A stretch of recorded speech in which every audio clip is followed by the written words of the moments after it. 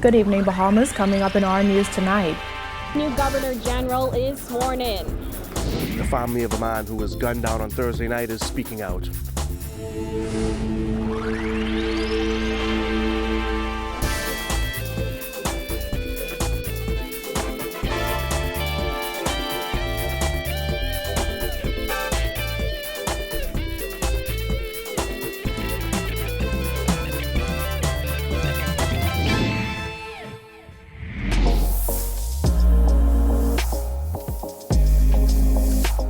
Our news is brought to you by Alive.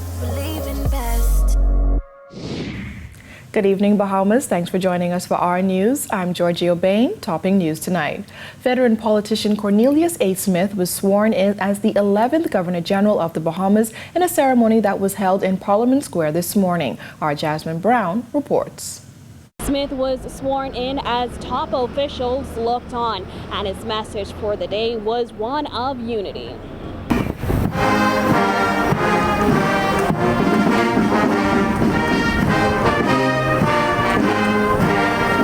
Smith succeeds Dame Marguerite Pendling, who demitted office today after serving for just under 5 years. Dame Marguerite, who received a rousing applause from attendees and onlookers, conducted her final inspection of the Guard of Honor.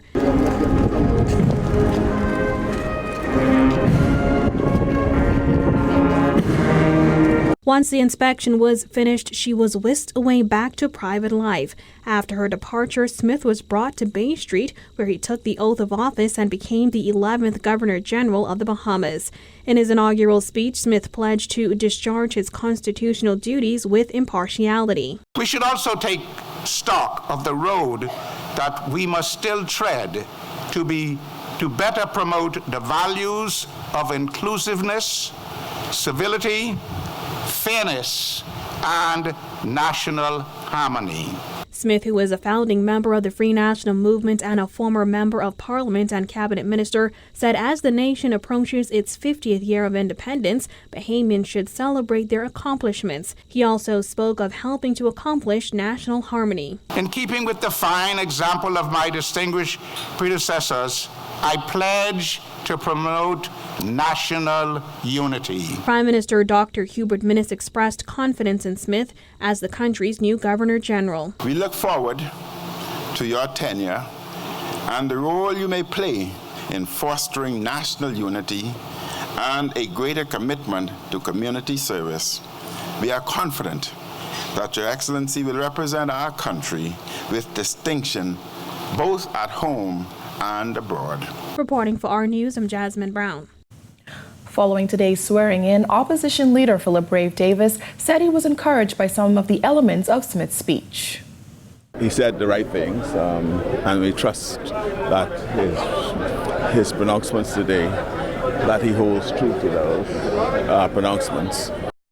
Earlier this month, in what he later described as an unintended breach of protocol, Smith announced that he would be sworn in as Governor General before month's end. Smith later apologized to Dame Marguerite and the Prime Minister for any embarrassment suffered as a result of the premature announcement. Davis says while the opposition has been critical of the slip-up, they have now moved beyond that point.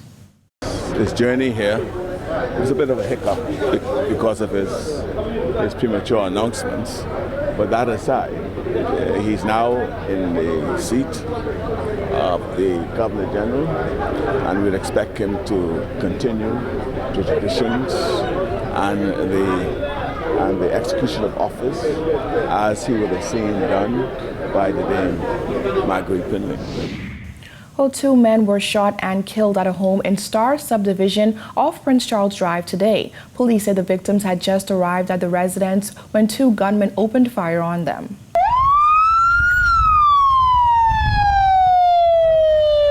Police officers raced to the Star Estates area off Prince Charles Drive shortly after noon on Friday after receiving reports of a double homicide. Cries rang out as family members arrived on the scene and begged officers to let them pass the crime scene tape.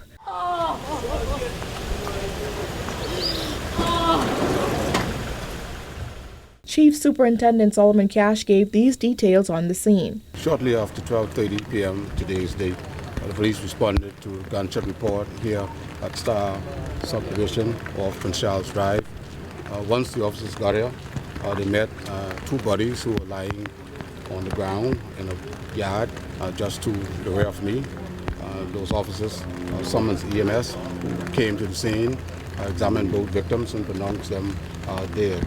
Cash did not confirm if the men were related, but did confirm that they arrived at the home in the same vehicle, and upon exiting, they were shot. We launched a comprehensive investigation into this area. The only information we are working with thus far is that shortly around that time, I mentioned earlier, two persons emerged on a yard and they approached two victims who were exiting the vehicle just parked beyond me. They opened fire on both persons, subsequently shooting them. They succumbed to their injuries.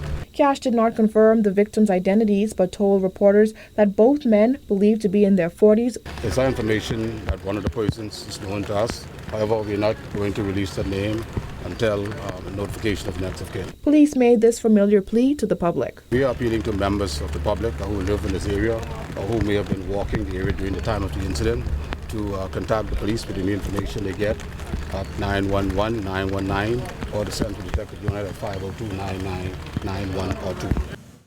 This latest incident comes just one day after a 22-year-old man was gunned down near Soldier Road. The victim's stepfather says he was running with the wrong crowd. Our Jared Higgs has the details.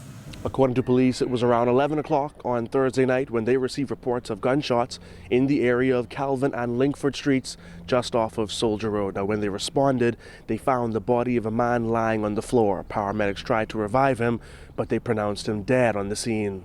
Family members told Our News the victim is 22-year-old Nicholas Dixon. Dixon's stepfather, 47-year-old Norman Richards, described the 22-year-old as being headstrong and admitted that he had challenges. It seems that he was running with the wrong crowd. Like I said, he wasn't living with us, but he would pop in every now and again. If he wanted something to eat, he would ask, and then we'd give him food, and then he would disappear. Sometimes he would be gone for days. And then he would reappear again. Neighbors say Dixon was shot near Calvin Street and ran to a home on Linkford Street where he collapsed in the garage and died. The grieving stepfather says his stepson had the potential to do great things. Despite that, he had encounters with police that landed him behind bars. I guess involved with some things I don't want to say on camera that he should not have been doing. And so because of that, the police got involved. They were called in, and of course he was arrested, and he spent a few months in Fox Hill. The 47-year-old insists that both parents and other members of the community tried to help the wayward 22-year-old. For Nicholas, I guess, he just chose to go his own way. Despite that, me and my wife, we'd pray for him, we'd counsel him, and even our bishop on several occasions counsel him and also prayed with him among other family members. According to Our News records, Dixon's killing is the 43rd homicide for 2019. Reporting for Our News, I'm Jared Higgs. Well, Chairman of the Water and Sewage Corporation, Adrian Gibson, has strongly denied claims made by a contractor whose bids for the water improvement project contracts on Crooked Island and Long Island were rejected. President of Apex Underground and Utilities Company Limited, Gregory Miller, took issue with the decision to award the contracts to the Bahamas Hot Mix and insisted that his company submitted the lowest bids. He also announced plans to write to the Caribbean Development Bank, which is responsible for the project, to request a review of this matter. While Gibson responded to those claims today during a news conference. Mr. Miller is welcome to go through the proper channels to have whatever investigation he wishes conducted. We here at WSE have nothing to hide. We know absolutely nothing of an offer from Mr. Miller to finance 100% or any percent of any of these projects. A list of bids for the project in Crooked Island, which was obtained by the Nassau Guardian, revealed that Bahamas Hot Mix bid $1.91 million for the project, Island Site Development bid $1.46, CGT Contractors and Developers bid $1.69 million, and Apex Underground bid $1.27 million upon review. Gibson says an independent assessor based in Jamaica determined that 4 of the 5 companies that submitted bids were not eligible for the project. The bank's requirements were not met by 4 of the 5 bidders, in accordance with Clause 2.5A in the CDB's guidelines for procurement. As such, the CDB emphasized their position by letter and email that tenders not meeting the qualification criteria would be rejected. All but one of the contractors met the current ratio qualification criteria, and that is of a minimum of 2.0. The lowest substantially responsive bid was BHM Company Limited, and that resulted in a recommendation for the contract to be awarded to them. As for the 2 Long Island projects, Gibson says 2 of the bidders failed to adequately provide the information required by the bidding forms. One had 8 non-conformities, while another had 10, and bear in mind that only 4 people actually bid for Long Island. These ones that had non-conformities were deemed to be substantially non-responsive. Relative to Crooked Island, Apex again had 10 non-conformities. For Long Island, BHM's bid was a little over $700,000 less than ISD's bid. These 2 companies were the only 2 companies that the independent consultant advised or found to have been responsive. The bank supported the conclusion of the independent consultant for the award of contract to BHM Company Limited. Apex claimed its bids were rejected even though they were subsequently lower than the selected bidder. However, Gibson asserted that evaluators found that the bids from Apex were nearly $350,000 less than the engineer's estimate, which is the combined rock-bottom estimate of what WSC and the engineer and the independent consultants believed would carry out the project. We've seen many incomplete projects throughout the islands, and also seen contractors bid extremely low just to win a job, only to return for several change orders. Beyond this, upon the evaluation of bids, N.O. White and Associates found that the bid was largely unresponsive, and that Apex, which is the company of Mr. Gregory Miller, had 10 non-conformities in their bid submission.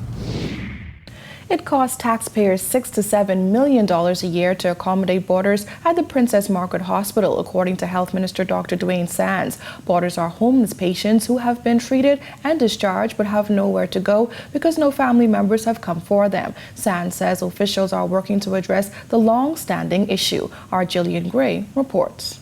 Health Minister Dr. Dwayne Sands said his ministry has spent thousands of dollars trying to deal with the bed shortage problem. However, they are still having a challenge. One of the contributing factors is boarders currently occupying beds because they have nowhere else to go. 30 persons who have no acute medical reason to be in hospital.